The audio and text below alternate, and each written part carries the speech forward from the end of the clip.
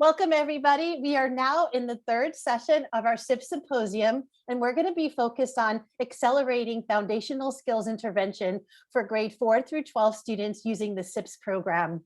We're so glad that you're joining us today. And as you're joining us, if you've been with us across multiple sessions, you'll notice some threads that are going to be common. You'll notice some of the slides might even look the same. But as we're going through this session today, we want to use the lens of grades 4 through 12. And we want to use the lens of what do we know about our students' needs, especially for those that continue to require foundational skills intervention and what that means for us. As we think about that, consider the mission for Center for Collaborative Classroom, where we want to help students grow as readers, writers, and thinkers, as well as develop their social and emotional skills. As we go into thinking about 4th through 12th graders who require foundational skills intervention, I also want us to consider how are we helping our students get to independence as readers, writers, and thinkers? How are we attaining to their social and emotional needs as we're providing this kind of intervention to support their growth and development?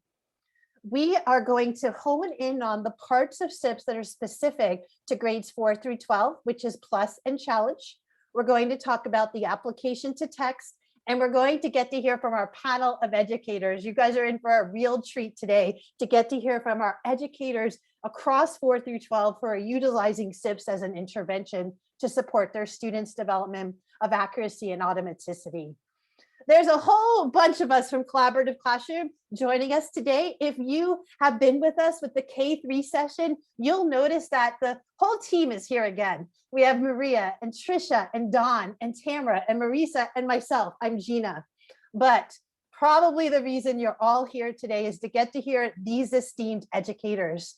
And these esteemed educators are going to get a chance to introduce themselves more extensively later today. But you see, Jen is from Livonia, New York, Jennifer from Greeley, Colorado, Mariko from Sabbatical, Mariko, fix me up on that one, California, and Joseph from Harlingen, Texas. So we have a wide range of folks from across the country who are getting a chance to share their experiences today within the SIPS program.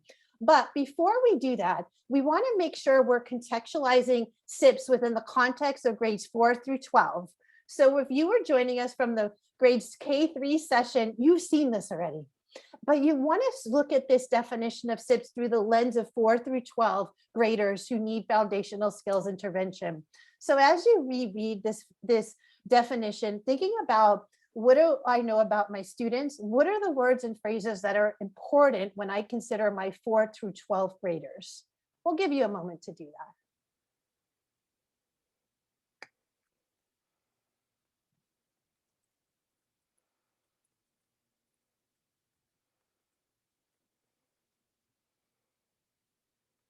I'm seeing confident and independent, fluent, confident, accuracy and automaticity. Those are 2 words you'll hear from me a lot during this session today. I'm sure you'll hear it from our panel as well. Such an important part of the work that we're doing.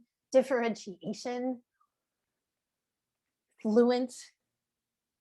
These are all essential elements of the SIPS program, but we also want to think about our 4 through 12 graders, how essential it is for them to gain accuracy and automaticity, for them to gain confidence, for them to gain the independence as readers, writers, as well as thinkers, so that they can be productive members of their community. Is that a school community, as a citizen, as they're moving across the grades and even out of K-12 system. And so we really want to provide them that opportunity to be as literate, as flexible, and as engaged as possible to have those literate lives to support them with their work.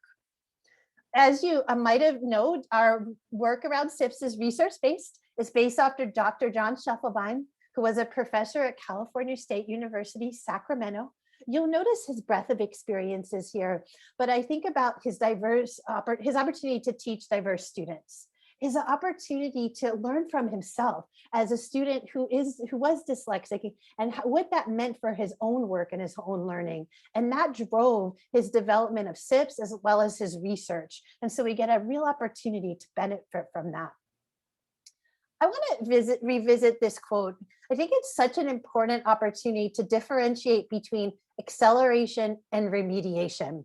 When we're thinking about intervention, particularly for our students at grades 4 through 12, we have to consider the aspects of acceleration in terms of how we do not, just look at that middle part of the quote, we cannot, time cannot be wasted. And so how are we going to make up the ground as fast as possible? And that's something we truly need to think about when we're considering the aspects of foundational skills about building accuracy and automaticity with our older readers. And as we think about acceleration, we also want to consider the ideas around efficiency and effectiveness. What I mean by that is as students engage in the work within the SIPS program, we want to be as effective and efficient as possible so that we can accelerate their learning. Meaning, in the work with grades 4 through 12, we utilize different aspects of the SIPS program that are uniquely designed to support our older readers. So students might place into the SIPS Plus portion of the program. And if they place into SIPS Plus, that means that they're getting a focus on the simple alphabetic and the spelling pattern phases. They are going to get a chance to engage in the work across a scope and sequence and materials that are respectfully designed for the older reader. So with that acceleration, that efficiency in mind of allowing them to develop those foundational skills. Then students might either test into or transition to SIPS Challenge. And this is where they're going to get that opportunity to move to the highest phase of the decoding skills, which is the polysyllabic or morphemic phase, where they're able to use their word analysis strategies to engage in decoding text within their reading. As we think about the program materials that the teachers will have in hand, you will have the materials to help you engage your students in the work. By engaging the students in using the handheld cards, using the wall cards, using the instructional routines that are specific to SIPS Plus, as well as engaging them in reading that connected text, which is Dreams on Wheels, which is uniquely designed for our older readers. And we're going to talk so much more about later in the session, as well as this opportunity to further intensify instruction with our multi-sensory handbook. Moving into challenge, you'll notice that there's some unique opportunities to engage the students that are different than Plus because the learning is different. When we're looking at the syllabic work that the students are doing, when we're engaging them in the polysyllabic decoding, we need to provide them the resources that help them do that. You'll still see the handheld cards. Now you'll see wall charts, and you'll also have instructional routines that are unique to SIPS Challenge so that you're engaging students in the kind of learning that they need to do within the work of going into polysyllabic decoding. And we're also able to further intensify with our multi-sensory handbook. With all that in mind, I think one of the most important parts of being as efficient and effective as possible is the fact that we have a placement assessment. And we have a placement assessment that's unique to grades 4 through 12. We want to put the students into the instruction at their instructional point of need. We don't want to waste that time. We don't want to teach them the things they already know, but we want to spend time on the things that they don't know and really help hone in on their development of the foundational skills. And then there's thinking about some other aspects of the SIPS program. We have structured lessons with explicit instructional routines. When we think about explicit instructional routines, these are designed to fully engage the learner. We want them to do the thinking, we want them to do the work, we want them to do the responding. That means minimizing our teacher voice and maximizing the student voice.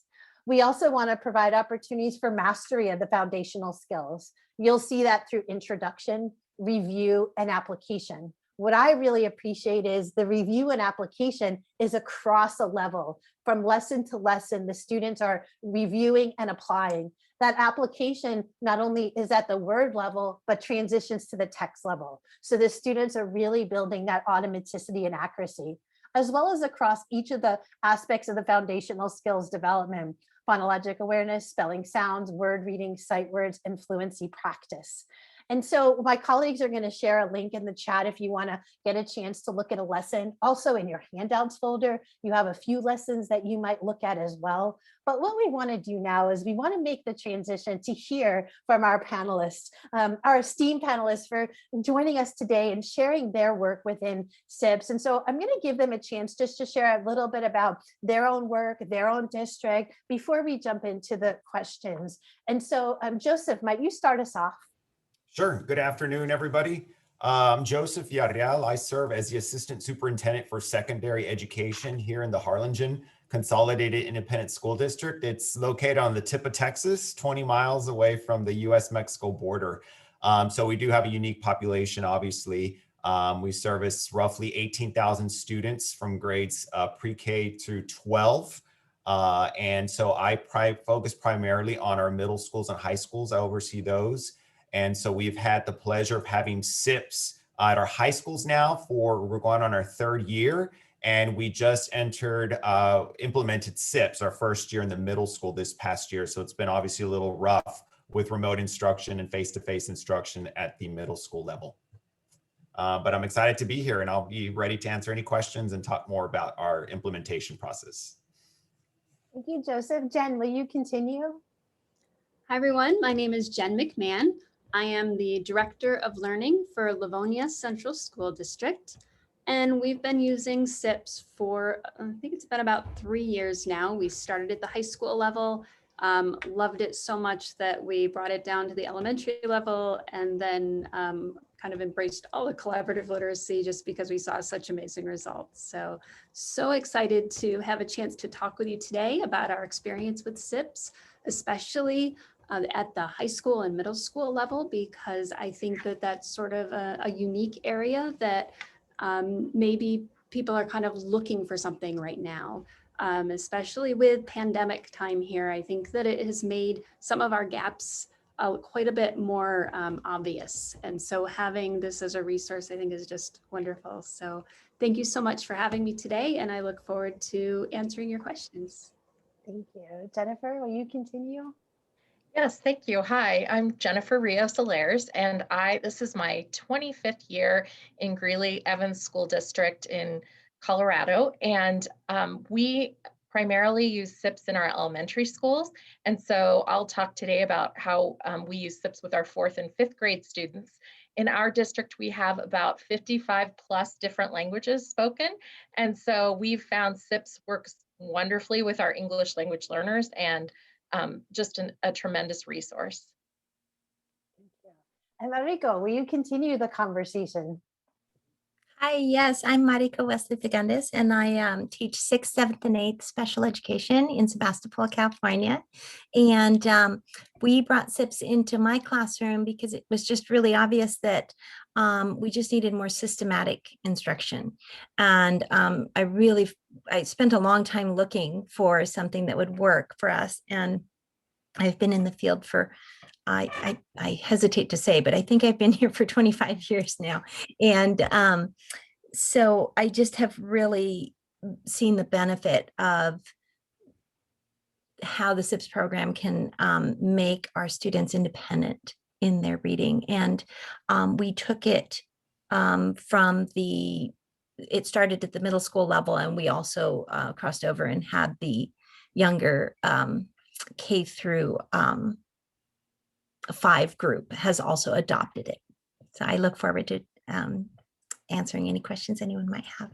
Thank you. We're going to start our conversation from the high school lens, then we're going to go to the middle school lens, and then we're going to go to the grade 4 through 5 lens. And so Jen and Joseph, can you start that conversation? And Jen, how about you be the first one to start us off, thinking about, as district leaders, how did you make that decision to implement SIPs for your high school students? What impact has that had, not only on students, but also to teachers or even your system as well?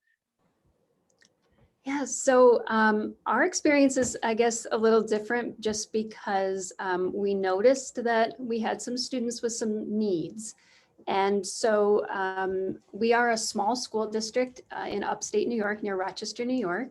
And so I personally piloted SIPS Plus with high school students because I wanted to make sure that it was something that I could really get behind.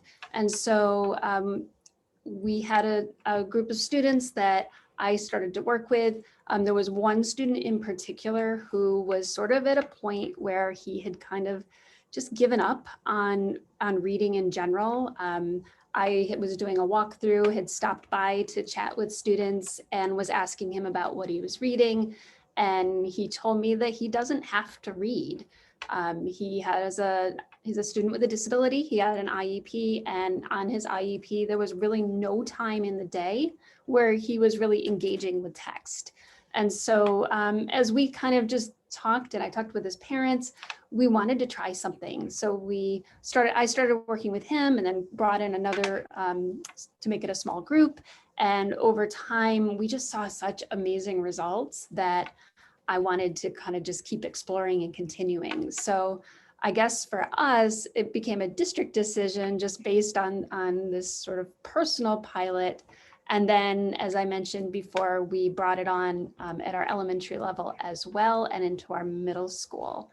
And as far as the impact that it's had on students, we definitely saw a difference in improved Lexile levels, being able to take advantage of opportunities in the classroom. But I think the biggest difference was just the visible confidence. In particular, the one student that I mentioned is he was really at a point, as I had said, he just kind of given up, didn't see himself as a reader. And I started with him in Plus. I kind of turned it over to one of our teachers. And when I went and checked in with him the following summer, he was in Challenge and he was so proud of himself and he was reading connected text. In fact, at that point, he had one of the leveled reader, or one of the readers from that we'll talk about, I think in a bit, the high-low readers. And he was just beaming as he was sharing it. And so to me, I can look at my data and I can show you the data and it made a significant improvement, but it was truly this transformational experience for the student himself that I think is really where SIPS really shines. And so for us, so the stars were aligned when Don Castilleja walked into my office. And I say that jokingly because I had been having a conversation a couple of days prior with one of my colleagues about what more can we do for our high school students in particular that are struggling with reading. We get some, that are brand new to the US public school system, some that have had interrupted education because they're coming from another country. And what more could we do than putting them in a simple English as a second language course or a beginning English course. And so Dawn was going to meet with another colleague of mine on something else. And I think my colleague kind of shared with her what I was thinking or have been thinking about. And so Dawn said, I have the perfect thing for him. So I was called into the office and Dawn started talking about the SIPS program. And I said, this is something I think that could work with our high school students. So this was mid-year. So we piloted that last second semester of school. And right away, the teachers were sold. We hosted a training. I participated in the training so I could be a part of that with them. And the difference that we saw in our teachers was great. And I had that conversation with Dawn that, many times our middle school and high school English teachers are not trained in reading. They don't know how to necessarily teach reading, and it's not their problem. That's just the result of the system that we have in our colleges right now, and how important it is that we do teach reading comprehension and just the mechanics of reading. So I digress a little bit, but we started that semester implementing it, and we just started seeing great results on our students. Of course, at first are reluctant because you're looking at, cards, flashcards, and having to pronounce sounds and, just simple words. And so they're a little apprehensive, they're a little shy, but pretty much they saw that, there's other people in this room that are in the same boat I am. So they felt more comfortable. And just like Jen said, their confidence started growing. And so pretty soon we had students, instead of having to pull them out of a class to participate in SIPS, they reported to SIPS. And so that's when we knew, this program was making a difference in their confidence levels. And then, come the second year, in trying to find the students for the program and testing them to see if they qualified for the program. We tested students with special needs, ESL students, even some of our students that didn't fit that profile, but just were struggling with reading. We tested them and found that some of them did qualify for the program. And so we put them in there, and those teachers ran with it, those students ran with it, and we just saw tremendous gains when we're doing our assessments there through SIPS. But also we do reading inventories periodically with our students, and we just saw an increase in their Lexiles, as Jen was saying. So all around, you just saw improvement in their skills. And then had the conversation on middle school principals. I said, you got to come check this out at the high school. So we set aside some time to bring the principals over, because as we know, an initiative lives and dies on a principal's desk. So we had to get that buy-in for our middle school principals. They saw it, and right away we're like, we need this. So they agreed that they wanted to implement this as a course there on their campuses. And so this is our first year with the SIPS course and SIPS program there at our middle schools. But even then, you all have been great, the Center for Collaborative Classroom, and providing that assistance for our teachers that are, providing the instruction virtually as well as face-to-face. And so, we've been seeing some success at the middle school as well. But just overall, fantastic program, zero complaints about it. Joseph, I'm really glad that you elevated the aspect of our older readers going into SIPS. We're thinking about grades 4 through 12 students who's placed into plus are doing first grade kind of work. They're at the foundational skills that our first graders are learning. And I often say they have a reason to be a bit annoyed at us until they see that the work is actually working for them. Because think about, they've been in our classrooms, they've had intervention, they've had people who love them well. They've been in experiences that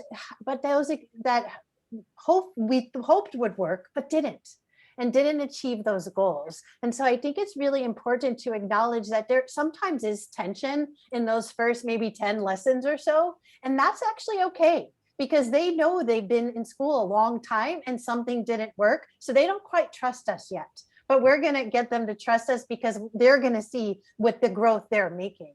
Well, and Dawn, real quick, if I can add, had come in to model some of those lessons for our teachers. And so she modeled it with students, and she saw the reluctance. And I think, Dawn, a couple of months later, you came back with the same students and saw a new student, and their confidence, had increased. And so we're just, grateful for that. Dawn, would you like to share some of your journey with Joseph based on the conversation right now? Well, sure, I'd be happy to, but I think Joseph really just summed it up. His teachers, I have to give them all the credit. Those Harlingen ISD, CISD teachers, they were hungry for something that would support these kiddos. They knew that there was need.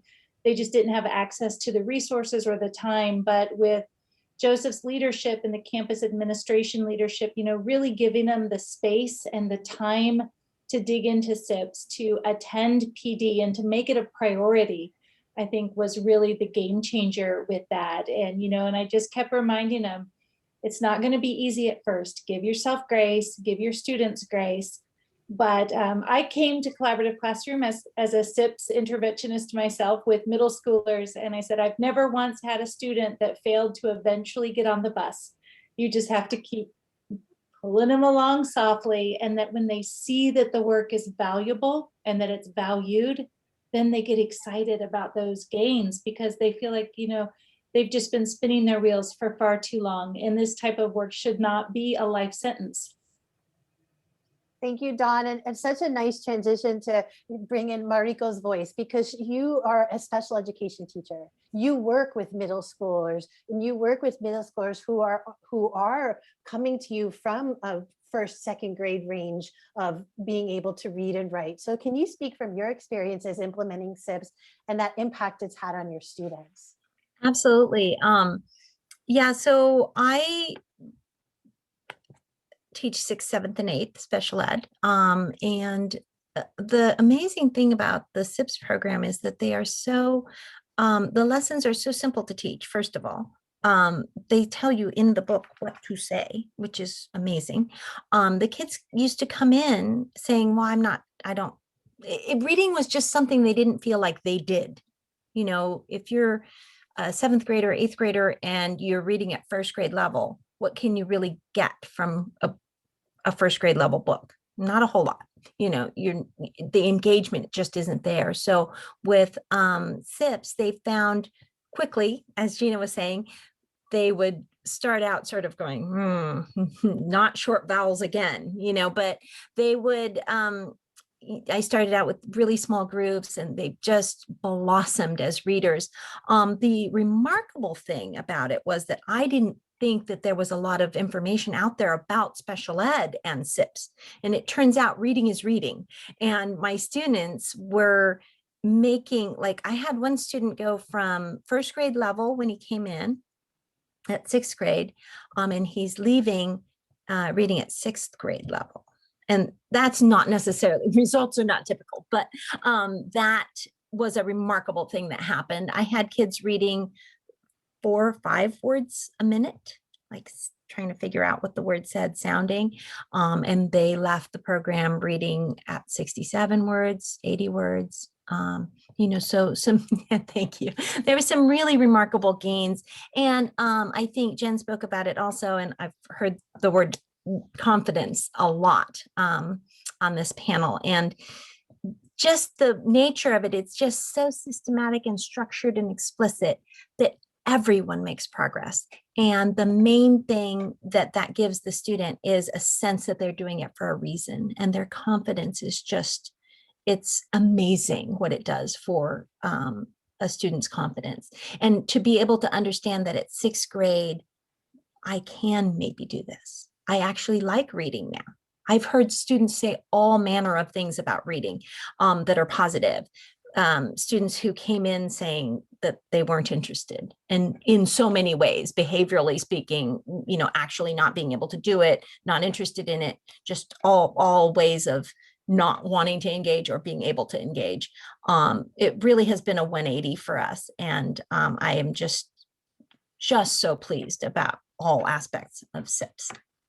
What's really interesting to me is we've heard from 3 of our panelists right now, and we've all talked about reading, the confidence in, the engagement in, but we're talking about a program that focuses on foundational skills. And what I so appreciate about this conversation is we're really looking at the so that they can be confident, independent readers and writers, so that they can engage and have literate lives and enjoy reading. And I think that's the journey we're on for all of our students, but it's of primary importance for our grade 4 through 12 students who need that. And so Jennifer, I'm going to invite your voice in, because you are working with at an elementary level, but you went on a journey of doing some action-based research to find the curriculum that best supports your grades 4 and 5 students. Might you share that journey with us? Yes, I'd be happy to. It was pretty incredible. We had been using SIPS Challenge in our school district with 2nd through 5th grade for several years. And we needed something that would intervene at that phonics level where kids struggled with all up to polysyllabic word reading, everything before that. And our 2nd and 3rd graders, we'd been using a curriculum with them that worked well for phonics, for filling those gaps. But then when we had students move in that were new to our district that didn't have any of that experience as 4th and 5th graders, we were still using some of the same curriculum we used with 2nd and 3rd graders. And as you can imagine, when you put a little book that's designed for a 2nd or 3rd grader in front of a 4th or 5th grader, they know and they're offended. And so it was really a search for how can we find a text and something for our older struggling readers that will honor them as where they're at within their development and something that they can be proud of. And so I was able to pilot with I worked with a 5th grade teacher with 9 students, and we basically started with the SIPS Plus placement assessment. So we knew our starting point for instruction. And then every other week we used the DIBELS progress monitoring as a baseline measure. And we could compare the effectiveness of our instruction from the beginning of the year to the middle of the year, because every other week we were just seeing their oral reading fluency increase incrementally, but their accuracy was what really shot up first. And knowing that the kids now had like a strategy to be able to not just look at the consonant or look at the context and guess the word, they would actually break it apart. And this was something that when they read in their Dreams on Wheels, they started to read it for the first time with automaticity. And we had some students soared from well below benchmark to benchmark readers, just as you were describing. And some of these students also had were, had an IEP or were a student that was emerging bilingual. So it was just phenomenal how much this supported our students. And after those initial pilot year, we were able to just continually bring it out to all of our schools. And so now all of our schools in our district at 4th and 5th grade use that SIPS Plus as their intervention. And it's been a lifesaver for us. Jennifer, I added the quote about your benchmark data into the chat so folks can see that as you engage in that action-based research, you were looking at your data, you are making those decisions and trying to think about what are we noting about our students. And I really appreciate you highlighting the idea around accuracy. Well, oftentimes we think about so much aspects of rate, right? It's probably the most common conversation we have around fluency is how fast can we read words per minute? But when we look at the work in SIPS, we're really striving to develop accuracy and automaticity. So are we automatic enough? Are we accurate enough so that we can make meaning of the text we're reading? And I appreciate you elevating that because often we'll see accuracy be that increase first. The more, as I get more accurate, then my rate catches up. And I'm really able to think about that as well. Marisa, I think that there's a question from the Q&A that we want to bring forth to the team. Might you share that with us? Absolutely. So someone had asked around just logistics in middle school and high school in particular. Is it its own class? How do you schedule it? How do you build the content knowledge, Joseph, that you were talking about that many secondary teachers might not have? So I was just wondering if you guys might be able to speak to that a bit. That seemed better to talk about than type about. So bringing that forward. Sure. So at the high school level, we did it more as a pull-out program because we are on a semester block system. So our classes are 90 minutes. It coincides with their English class. And so a teacher will pull them out and provide that SIPS instruction, and then they'll return back to their class. At the middle school, we have 55-minute courses. So we went ahead and created an actual SIPS course, but incorporated stations within that course. So they're just not doing that, one-to-one teacher or the work in groups with the teachers, for the entire 55 minutes. And so as far as the teachers, once they saw it in action, it was just, the decision was already made for them. They're like, I'm in, I'm going to do this no matter how hard it is. And then other teachers too were able to see what goes into it. And so they were supportive if they had to allow their students to go to get that SIPS instruction for that short, for the 20 to 30 minutes that we had allocated for the program.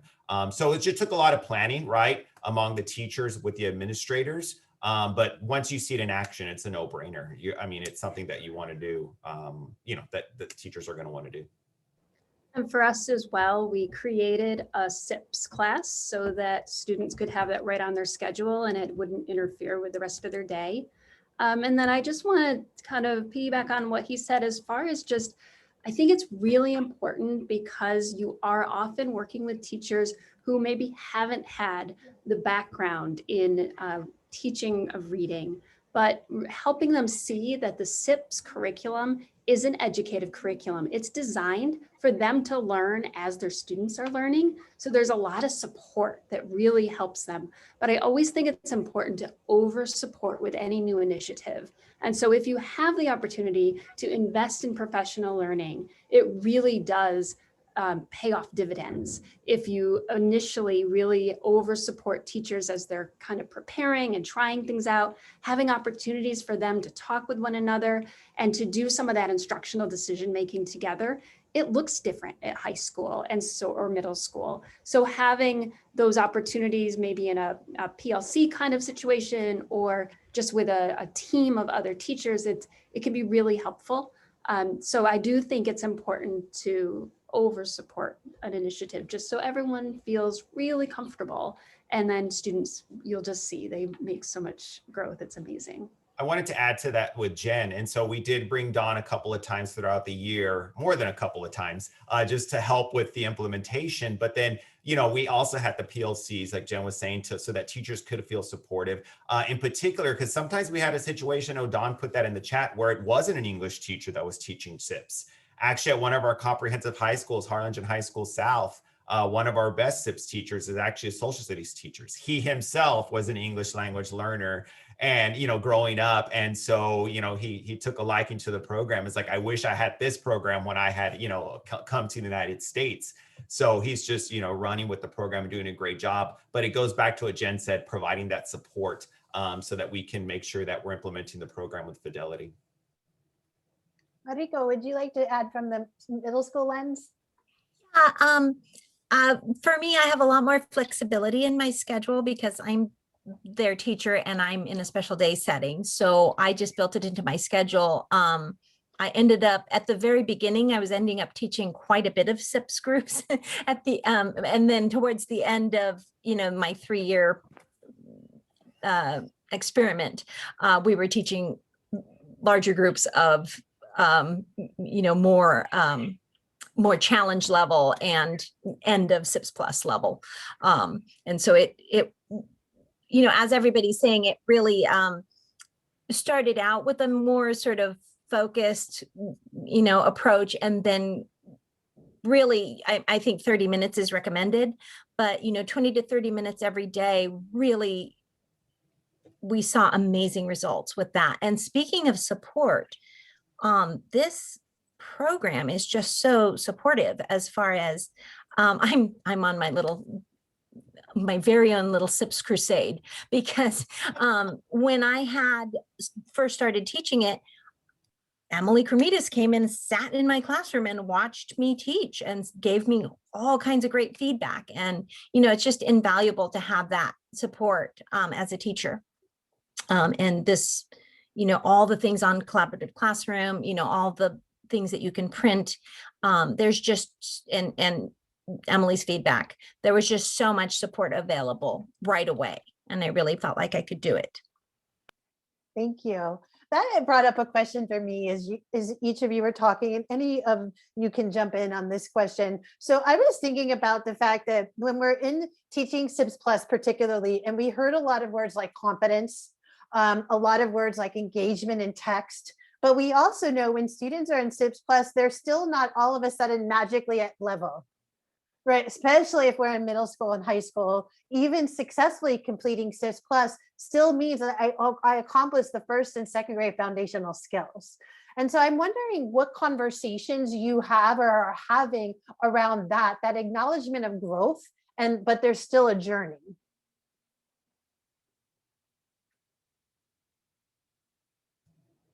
I can start off with that, and we celebrate everything. You know, whether it's that little growth that we're making or large progress that we're making, those students are celebrated because, you know, it's a testament to not only the teacher's hard work, but more importantly, their hard work and their dedication to it. And the students realizing that I can do more. And that's that program, you know, that we're talking about that does it for them, you know. But I also like to go back to the teachers also and what they're accomplishing too. You know, I was a middle school social studies teacher. I didn't know how to teach reading. And I've had the conversation with Dawn where I was fortunate. Reading just kind of came to me in elementary school, right? So I don't know what it's like to struggle with reading, but I'm a lucky one, right? And there are some that it's not so easy for them. But being that I had the experience where it wasn't easy, I really couldn't relate to them until I saw this program and work to realize, okay, now I get what they're talking about. It makes sense to me. And so, you know, I applaud our teachers for committing to that and also celebrating their commitment to that program so they can see what reading is all about and how it's beneficial for all students. There was someone there that posted a question or kind of wanted to know, how do we address our special ed, our ELLs, our general education students? There is no difference between those kids. They take the placement test, they go into the program. We're not going to separate them because in our eyes, they're all at the same level when it comes to the reading and where they've placed. So we may have an EL kid with the special ed kid, but to us, it's all the same. We're just trying to, you know, improve their skills.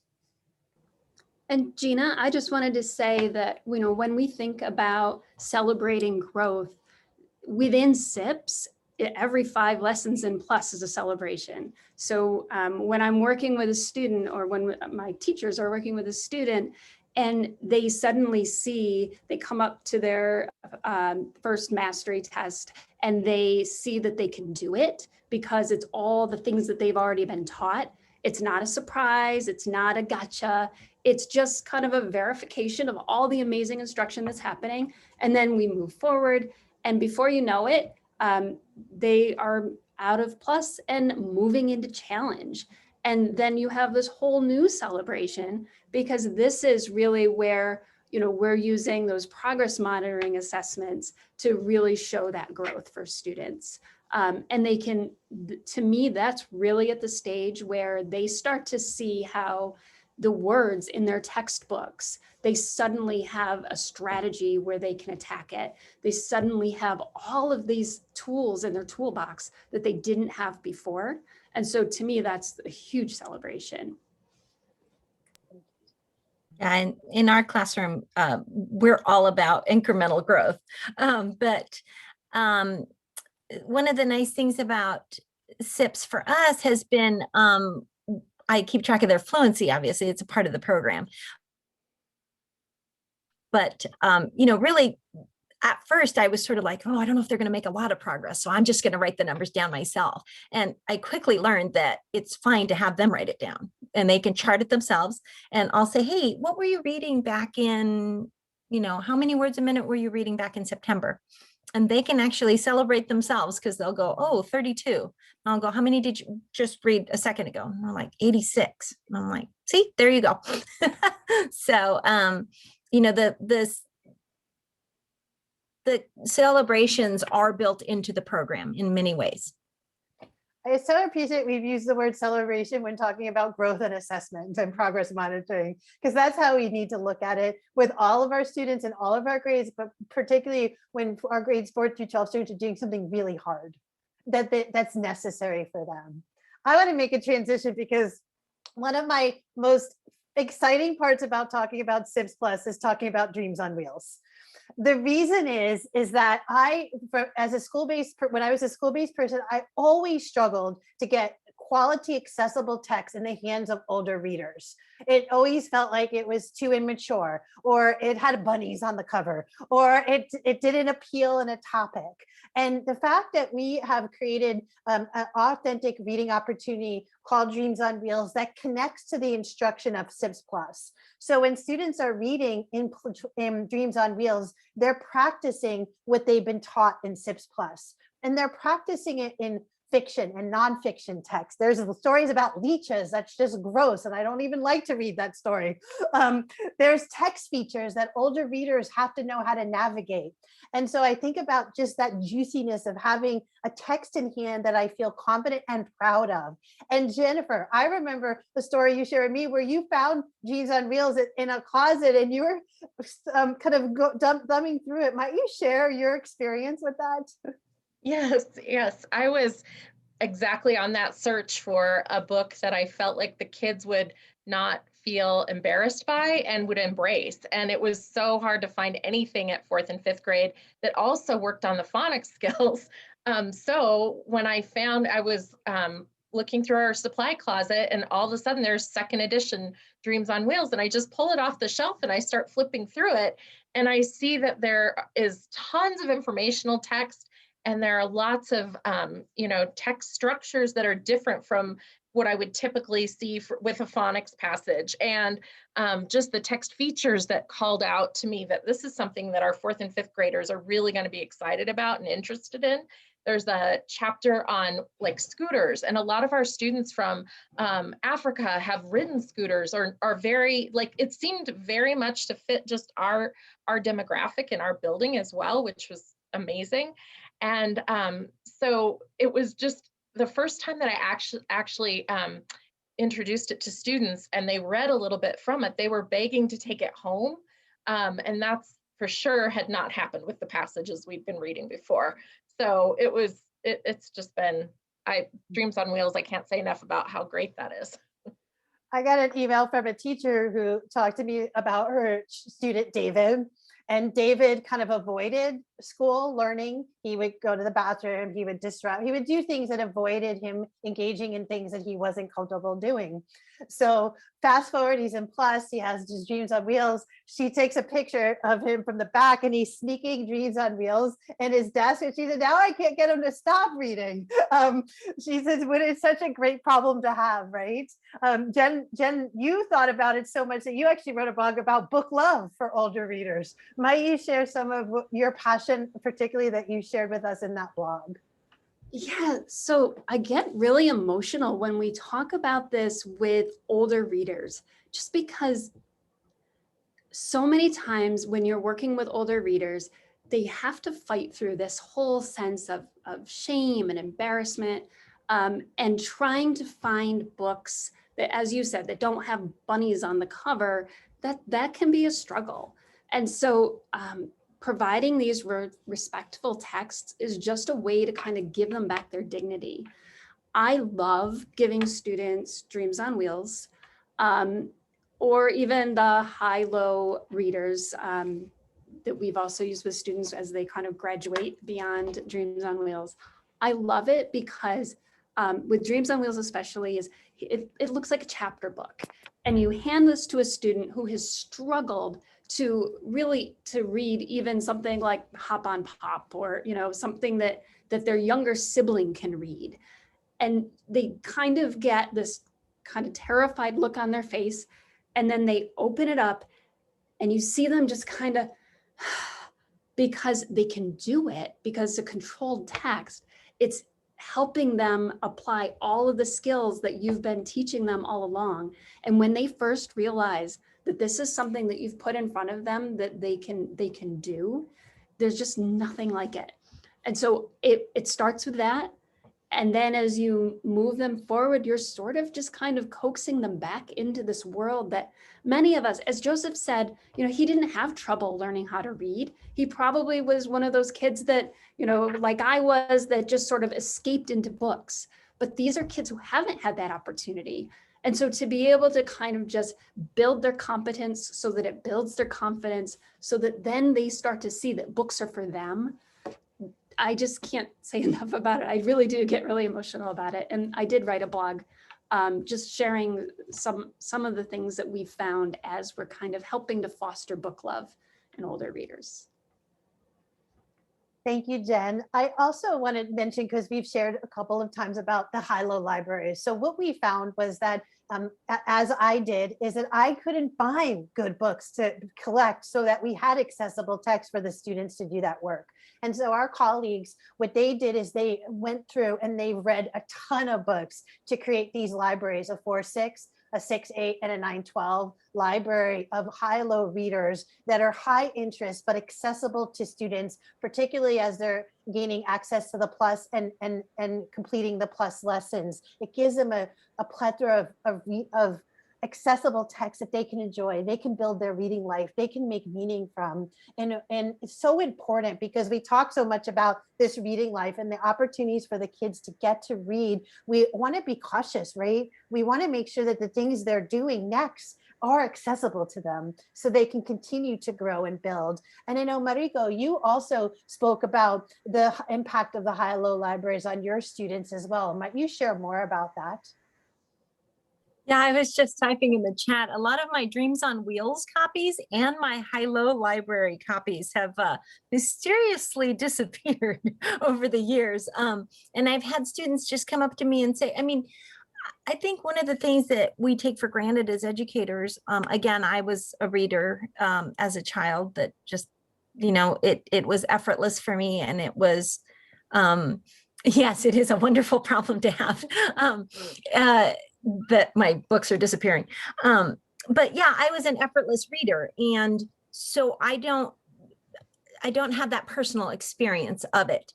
And I also was surrounded by print growing up. And one of the things that I realized in my student population is that my students are not surrounded by print in any way, shape, or form. In fact, many of my students do not actually own books at home. And I know that there's libraries and, for many reasons, it's just not accessible. And so the high-low libraries are just an amazing way for them to access and, again, practice some of the things that the SIPS program is just explicitly teaching. There's just nothing like getting the explicit instruction and then going to practice that immediately. Thank you. So as we look at our time, and do you guys believe our first SIPS virtual symposium is almost coming to an end? It's been so robust and such rich conversation, but I'm wondering from our esteemed panelists, if anybody would like to give us a parting thought or a consideration as we think about our grade 4 through 12 students.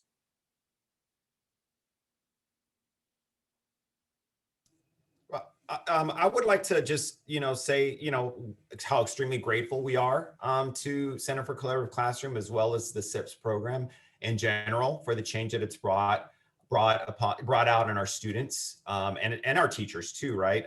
Especially at the secondary level where you're learning how to teach read, right? And that's not the easiest thing to do. And so we're extremely grateful, but I'd also like to just offer, my assistance to any district level administrator out there that wants to maybe do something like this, but just doesn't know where to start and how do I build the support. So, I'd be more than happy to share my email address there in the chat. So anybody can reach out to me at any time and I can kind of guide you on how we did it. Of course, just because we did it one way doesn't mean everyone has to do it that way, but, can provide some helpful tips. But also any teachers that also just want some experiences as well. You all are in the trenches. You all are doing the work each and every day, and we're extremely grateful for our teachers for to that, because SIPS wouldn't be working without the work of our teachers. So we're just grateful to them. Thank you. Thank you, Joseph. I would like to say that if any special educators wanted to reach out to me, I have ideas about how to implement within the special day class as well. I just put my email in the chat, and I'd be absolutely not just happy to, but really excited to, like possibly a little weirdly excited to share any information about SIPS that I have with you guys. It's become a hobby of mine. So, please reach out if you have any questions. I love that, Marika. I just want to say the same, that if anyone is out there, and whether you are a teacher kind of getting ready to implement, or you're at the district level or building level, please reach out. I'm happy to share my experiences. And I just want to say that I really am really grateful for all of you that are here today, really considering how you might meet the needs of these 4th through 12th graders. I know I get really choked up about this, because I've just seen how when you are able to take a student who has given up and suddenly give them hope, it is something so incredible. And to be able, as a district administrator, to be able to provide that to our students makes me feel just so happy and so grateful that we have this as a resource. So I would also like to offer anybody the opportunity to even come and see it in person at some point, if the pandemic lets us do that kind of thing. But we're also doing things virtually, so please just reach out. And I would extend that offer as well. I'll put my email in the chat, and would be happy to talk to anyone, elementary, 4th and 5th grade teachers. I absolutely feel the same passion and the same inspiration when I see students for the very first time feel like they can do it and they're excited about reading. So I'd be happy to share that as well. And thank you for all of your generosity as panelists. And I've really learned a lot today. Well, I can't thank you all enough. First, I want to thank my colleagues, Dawn, Trisha, Maria, Tamara, and Marisa. This 3 hours of typing in the chat and looking links up and having composure and trying to think hard and do it on the spot. Thank you so much. Also, I want to say a special thank you to Jen, Jennifer, and Mariko, because we were supposed to do this webinar a year ago. And we all know the bottom dropped out a year ago. And so they have been holding on to these important ideas and what they've wanted to share for a whole year. And they were willing to come back and add that voice. And then infusing in your voice, Joseph, four educators who are willing to make your work visible, talk about your journey. We can't ask for a better partnership and an opportunity to learn from you. So thank you all for joining us today, and everyone that stuck with us for going through the keynote. Valentina, I mean, I'm still trying to process my learning from that, hearing our K-3 panelists and what we experienced from their journey and their considerations, particularly about how do we attain to our youngest readers and help them gain that momentum around accuracy and automaticity, and then coming to our 412 portion of the day. So thank you all. We have a great afternoon or evening, whichever one that is for you. Our Texas friends, we have Joseph, Dawn, and Tamara, and we're so glad that you are well and safe. And Mariko didn't have power for 4 hours today. We are so glad you're here. So I think with that, everybody have a great rest of your day.